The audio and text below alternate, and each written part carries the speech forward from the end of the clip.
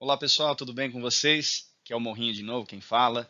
A gente vai dar sequência ao nosso conteúdo, agora trabalhando especificamente a aula 10 da apostila, dando sequência aí na parte de migrações. A aula 10 especificamente trata sobre as migrações internas no Brasil e a gente vai analisar nessa aula quais foram os principais fluxos migratórios que aconteceram e quais são as tendências mais recentes relacionadas aí a essas migrações dentro do nosso território.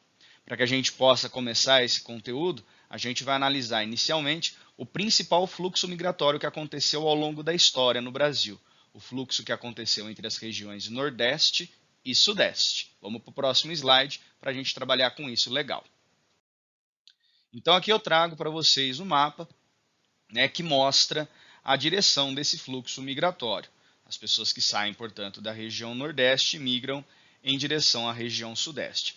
Mas mais do que analisar apenas esse fluxo migratório, eu acho importante, num primeiro momento, a gente perceber que o Nordeste não teve apenas gente se deslocando para o Sudeste, mas teve gente se deslocando para a região Norte, para a região Sudeste e, mesmo que em pequena quantidade, até mesmo para a região Sul, fazendo então essa região passar a ser caracterizada como historicamente uma área de repulsão populacional, ou seja, muito mais gente saindo dessa região do que chegando nessa região.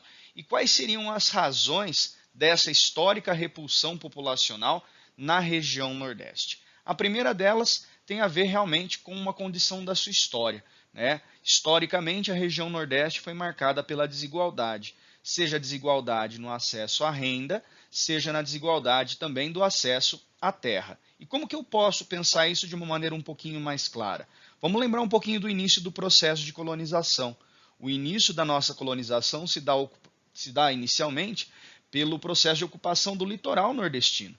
E essa ocupação do litoral pelos portugueses tem como interesse a exploração de riquezas nessa região e o desenvolvimento, em especial, do cultivo de cana-de-açúcar.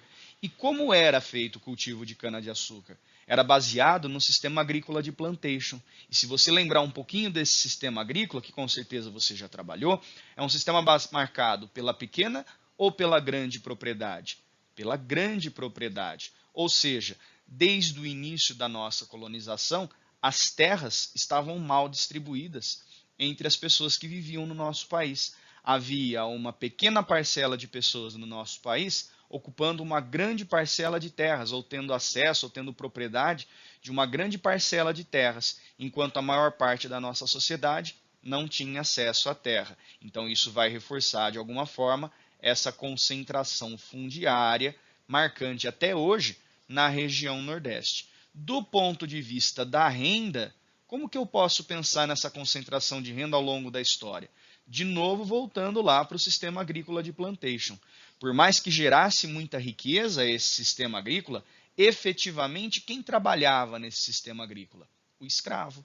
E o escravo era remunerado? Com certeza não. Então a riqueza que era gerada por esse trabalho era absorvida pelo proprietário da fazenda, pelo proprietário de terra. Então era uma riqueza que ficava concentrada também nas mãos de poucas pessoas, enquanto que a maioria não tinha acesso a essa riqueza. Infelizmente, essa é uma condição que foi se perpetuando na região. E à medida que o tempo foi passando, o lado mais vulnerável da sociedade, aquele que não teve acesso à renda, aquele que não teve acesso à terra, com certeza vai pensar em se deslocar em busca de uma melhor condição de vida, justificando, portanto, esse caráter repulsivo que o Nordeste apresentou ao longo da história.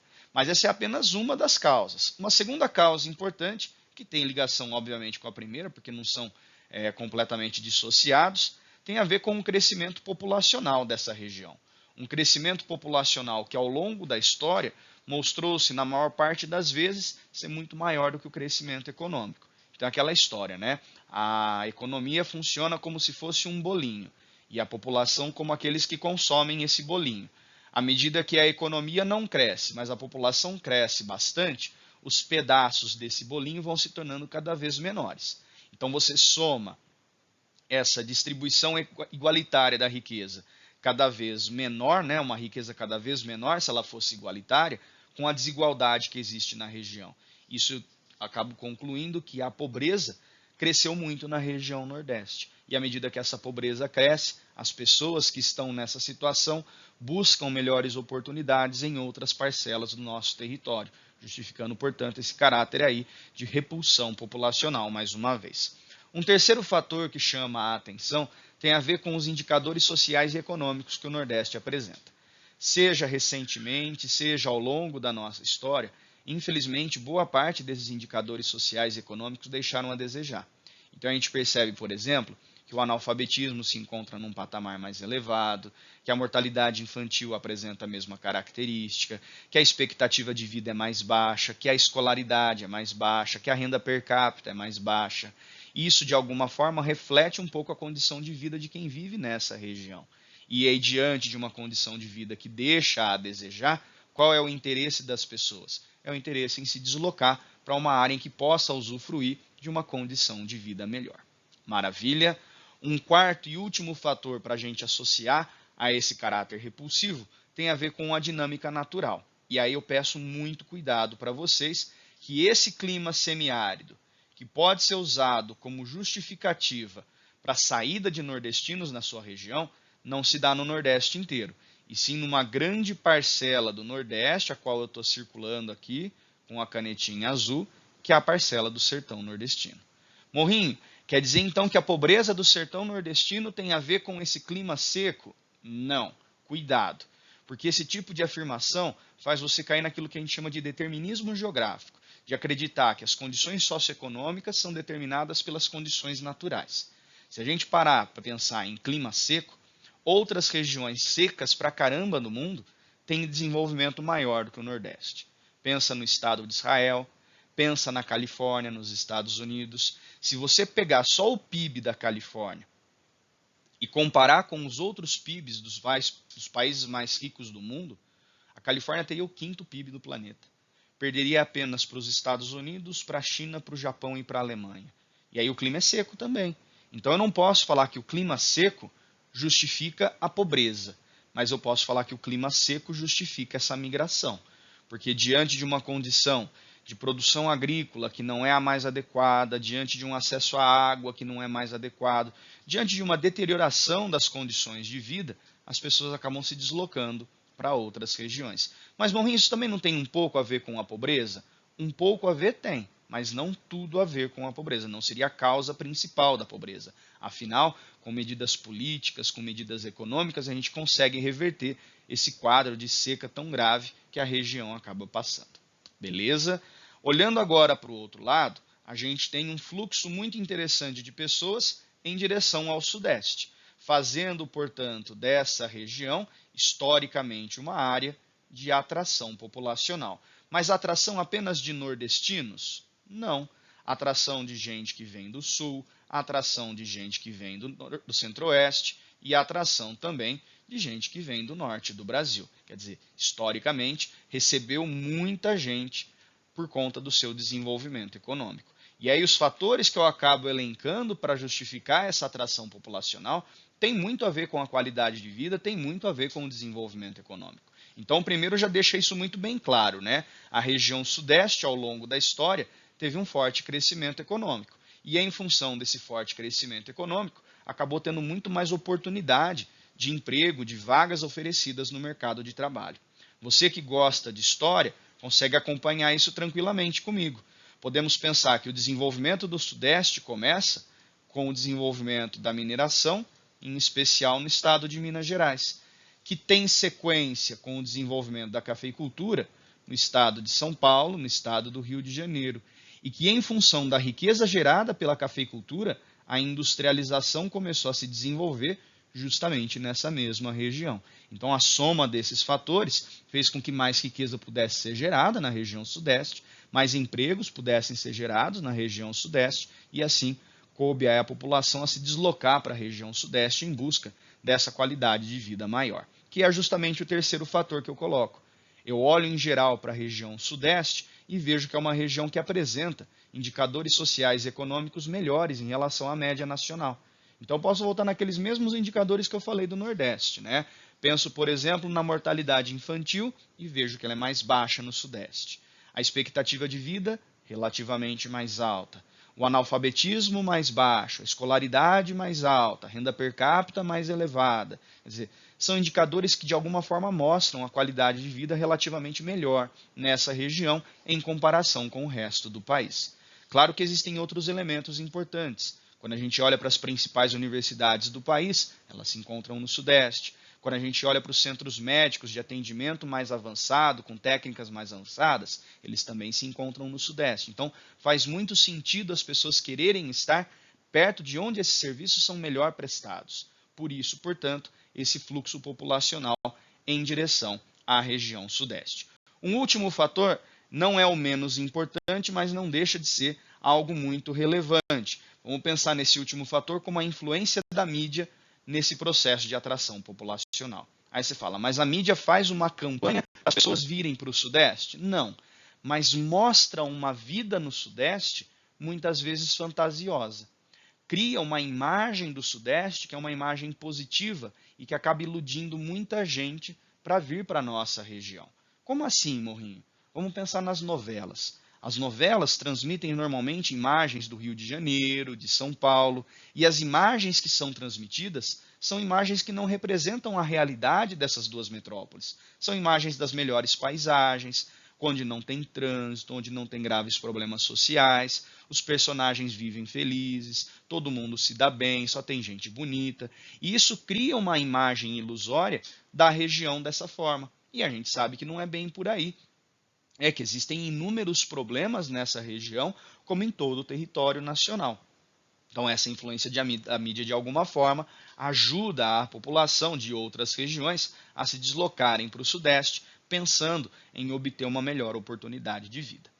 Tudo bem? Então, esse fluxo é o principal. Normalmente é ele quem mais aparece nos vestibulares. Só que tem uma situação atual para passar para vocês. Qual é essa situação atual? Desde a década de 90, a gente percebe, portanto, uma migração de retorno de nordestinos, principalmente a partir do Sudeste.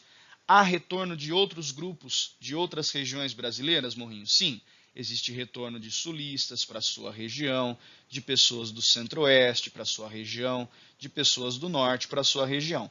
Mas em volume de pessoas, o que realmente chama a atenção é justamente essa migração de retorno de nordestinos. E por que isso vem acontecendo? Tem a ver com situações peculiares tanto do Nordeste quanto do Sudeste. Que tipo de situação é essa? A primeira situação que eu acho importante é a visão que o nordestino passa a ter quando chega nas grandes metrópoles do Sudeste. É a desilusão que essa pessoa passa a conviver.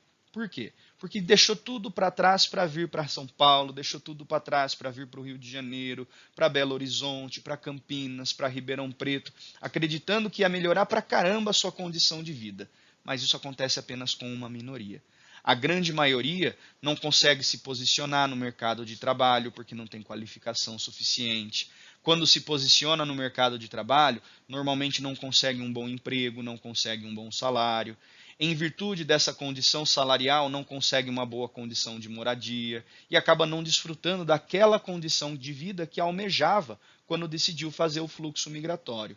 Somado a isso, é muito comum, principalmente em São Paulo, Rio de Janeiro, uma situação vivida de preconceito em relação a esse nordestino. Pela maneira que ele fala, pela maneira que ele se comporta, pela maneira que se veste. E esse tipo de preconceito, a gente sabe, nunca é legal sofrer. E aí soma-se esse desemprego a esse preconceito, né? Soma-se esses dois elementos e aí nutre-se uma vontade muito grande de retornar à sua região. Mas isso não é suficiente, porque as condições de vida ainda são mais importantes do que esses sentimentos individuais. E aí vem um segundo elemento que eu acho muito importante, de que a economia nordestina, nas últimas décadas, tem apresentado um crescimento bastante significativo. Crescimento esse que é impulsionado pela atividade turística, e a gente sabe que principalmente essa porção litorânea do Nordeste tem um potencial turístico bastante significativo, e hoje tem cada vez mais hotéis, mais opções de lazer, mais resorts, mais restaurantes, baladas, mais voos para os turistas conhecerem essa região e que tudo isso acaba gerando um volume de emprego muito maior dentro dessa atividade econômica. Além disso, hoje também é muito comum a gente ter as indústrias migrando do Sudeste em direção ao Nordeste, que faz parte desse processo de desconcentração industrial que vem acontecendo ao redor do país. As empresas têm deixado o Sudeste do país por conta dos custos elevados de produção, custo de mão de obra, organização sindical muito rigorosa. A gente pode pensar nos custos relacionados a trânsito, custo relacionado à violência. E quando eu penso na região Nordeste, não só esses custos são mais baixos, como há uma outra vantagem muito significativa, a questão da logística. É muito mais fácil, a partir do Nordeste, eu exportar para o mercado norte-americano, eu exportar para o mercado europeu, diminuindo, portanto, os custos de transporte e, consequentemente, custos de produção. Isso tem levado muita empresa a se deslocar para o Nordeste, isso tem feito muito emprego no setor industrial ser gerado também nessa região. Então, fiquem muito atentos, porque esse é um conteúdo que a FUVEST já trabalhou, outros vestibulares já trabalharam e que, com certeza, ou muito provavelmente, vestibulares ainda poderão trabalhar em suas respectivas provas. Beleza? Tudo certo em relação a esse primeiro fluxo populacional? Maravilha. Vamos olhar então agora para outros fluxos importantes. Pensando então nesses outros fluxos importantes de migração interna, eu trago aqui para vocês novamente esse mapa e o primeiro fluxo que a gente vai trabalhar é esse aqui apontado pela seta da região Nordeste em direção à região Norte. Morrinho, por que as pessoas deixaram a região Nordeste? Pelos motivos que a gente elencou no slide anterior. A pobreza, a desigualdade, os indicadores sociais e econômicos que deixam a desejar na região, o clima da região, em especial no sertão, que acaba dificultando as condições de vida da população. Então aqui o que eu acho mais interessante a gente pensar é por que essas pessoas estão indo para a região norte. E eu vou dividir esse fluxo para o norte em dois momentos históricos. Um primeiro momento tem a ver com o ciclo da borracha. O ciclo da borracha, que aconteceu no final do século XIX, começo do século XX, ele tem muito a ver com a necessidade da indústria automobilística de ter acesso à borracha para a produção principalmente de pneus. À medida que eu tenho essa demanda muito grande por borracha, qual era o desejo de muitos nordestinos? Ir para a região norte para se tornar um seringueiro. Trabalharia, portanto, nos seringais, fazendo a coleta do látex, ganharia dinheiro com isso e, com o dinheiro, compraria terra para se tornar seringalista. E assim, a prosperidade iria continuar acontecendo. É importante ressaltar que a região norte, nesse contexto histórico, ganhou um desenvolvimento muito grande. Manaus e Belém tinham infraestruturas urbanas comparáveis às grandes cidades europeias e norte-americanas. A gente pode pensar que a região norte como um todo prosperou economicamente e que isso fez o Brasil, inclusive, comprar um pedaço da Bolívia para dar sequência a essa prosperidade e esse fluxo intenso de pessoas que ia em direção ao norte, que foi a compra do Acre através do Tratado de Petrópolis. Só que também é importante lembrar que esse ciclo não é muito duradouro. Já no começo do século XX, em função da biopirataria, a gente perde muito espaço no mercado de venda de borracha para o Sudeste Asiático. E, posteriormente, com o desenvolvimento tecnológico, os pneus deixaram de ser fabricados com a borracha natural e passaram a ser fabricados com a borracha sintética. No entanto, a migração para o norte não para nesse momento. Existe um segundo momento de fluxo migratório importante para o norte, que tem a ver com os planos do governo federal em estimular o desenvolvimento e o povoamento dessa região. Isso aconteceu a partir do regime militar, na década de 1960, com a criação desses dois organismos. A SUDAM, que é a Superintendência para o Desenvolvimento da Amazônia, e a SUFRAMA, que é a Superintendência da Zona Franca de Manaus. O que eu posso associar à SUDAM? Eu posso associar à SUDAM a construção de hidrelétricas nessa região.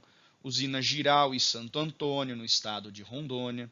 Posso associar a construção da usina de Tucuruí, a usina de Belo Monte, no estado do Pará.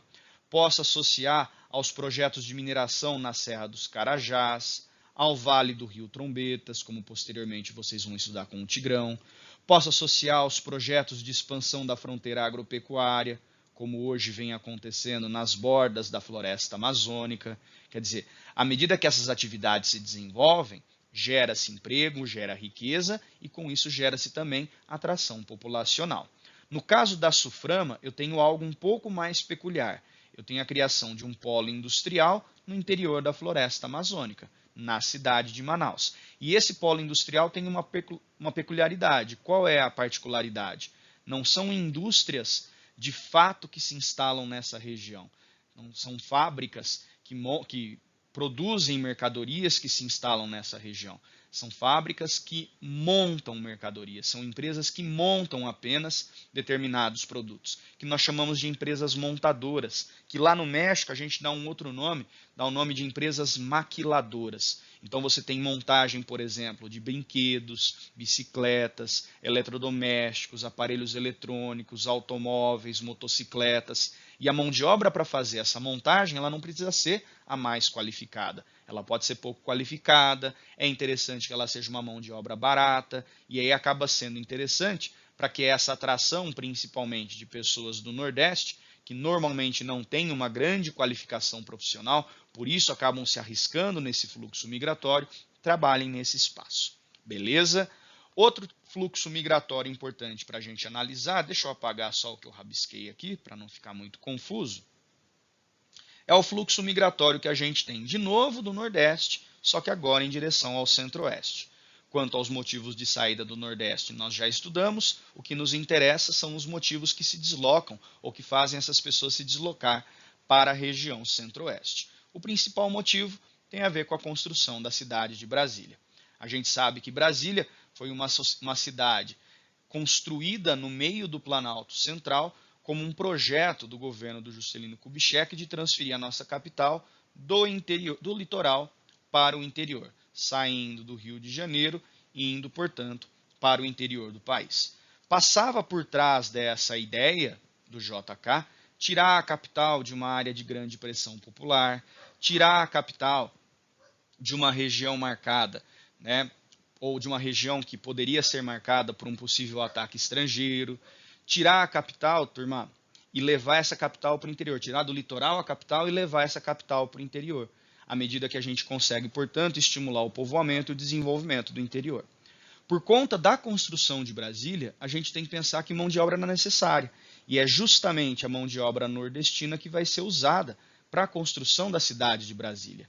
Alguns, quando finalizam essa obra, retornam para o Nordeste, mas outros, ao finalizarem essa obra, permanecem na região do Distrito Federal, só que não na capital, e sim nas cidades satélites. São aqueles lá chamados hoje de candangos, que vivem na cidade do Gama, Ceilândia, Taguatinga, que são as cidades que estão muito próximas à cidade de Brasília. Beleza? Outro motivo que leva muitas pessoas do Nordeste a se deslocar para o Centro-Oeste tem a ver com o próprio processo de expansão da fronteira agropecuária. Quando a cidade de Brasília é construída, são construídas também várias rodovias que ligam Brasília às demais regiões do país.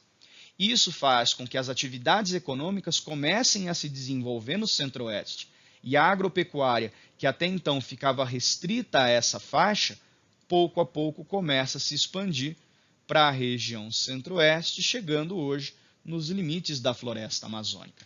Mas como que foi feita essa expansão? Muitas terras na região Centro-Oeste foram vendidas a um preço muito convidativo. E aí pessoas com capacidade financeira relativamente melhor puderam comprar essas terras. Foram em sua maioria nordestinos? Não. A maioria foi principalmente de sulistas que comprou essas terras. Mas os nordestinos acabavam se deslocando para essa região para poder inicialmente trabalhar justamente nesse setor primário, justamente nessas atividades ligadas à agropecuária. Hoje, como a gente sabe, no entanto, essa agropecuária da região Centro-Oeste é muito moderna, demanda bem menos mão de obra. Então, muitos dos nordestinos que hoje se dirigem para essa região não se dirigem mais para atividades agrícolas serem realizadas, e sim para atividades comerciais ou de prestação de serviços, que é o tipo de atividade que hoje vem se expandindo bastante também nessa região. Legal? O último fluxo migratório para a gente analisar, dentro desses outros fluxos importantes, é um fluxo que causa estranhamento a princípio. É o fluxo da região sul, tanto para a região centro-oeste quanto para a região norte. E por que causa estranhamento?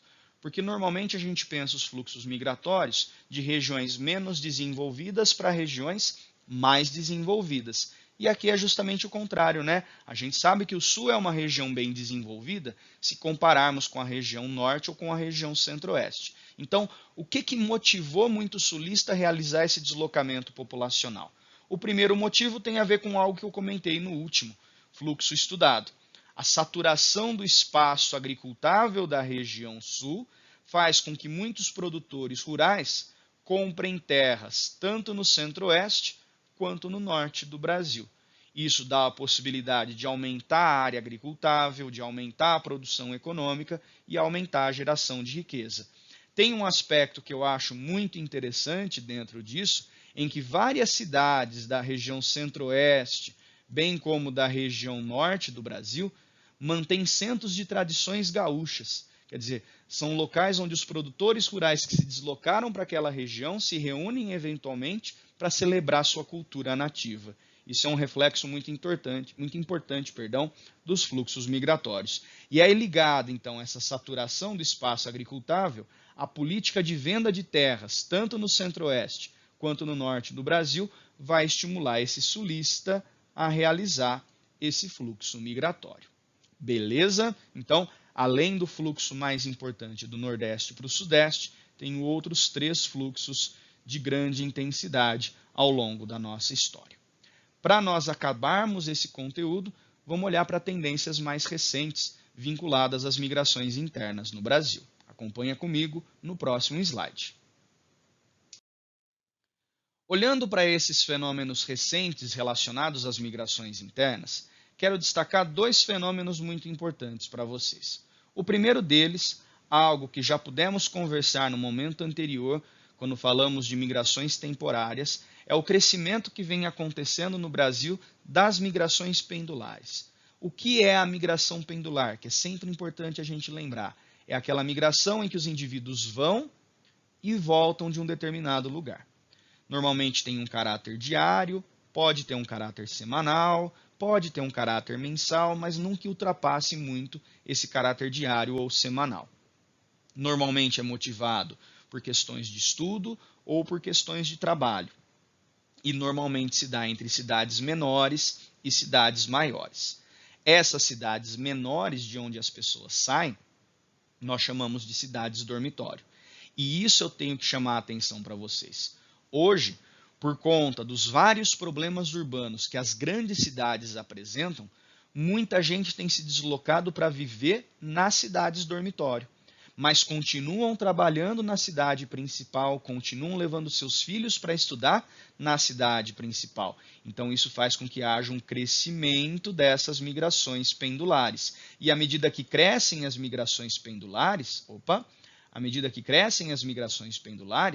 crescem porque há um maior custo de vida nessas grandes metrópoles, muito mais problemas urbanos nessas grandes metrópoles. E aí eu passo a perceber que as cidades dormitório, de alguma forma, começam a ter um ritmo de desenvolvimento relativamente maior, com a instalação de empresas prestadoras de serviço, com a melhoria da qualidade de vida nessas cidades dormitório, mas que isso traz um outro problema, o problema do trânsito, como eu mostro aqui nessa foto embaixo.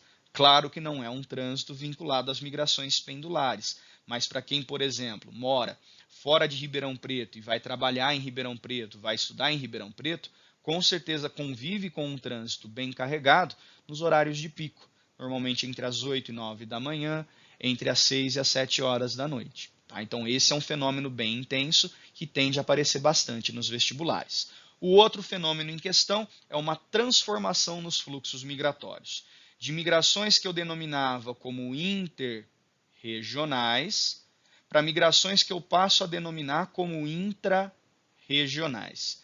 E qual é a diferença entre esses 2 fluxos migratórios? Interregional é entre regiões, é o que a gente viu o nordestino fazer em direção ao norte, em direção ao centro-oeste, em direção ao sudeste, é o que vimos o sulista fazer em direção ao centro-oeste, em direção ao norte, ou seja, uma migração entre regiões. E isso tem dado lugar a migrações intra-regionais, em que as pessoas se deslocam dentro das próprias regiões. Portanto, eu tenho uma mudança na distância que esse deslocamento é realizado, eu tenho uma mudança no custo que é feito esse deslocamento. E dá para dar um exemplo interessante, Morrinho, disso? Dá. Hoje, muita gente sai do interior do Nordeste e vai para o litoral, vai para Fortaleza, vai para Salvador, vai para Recife, em busca de uma melhor condição de vida.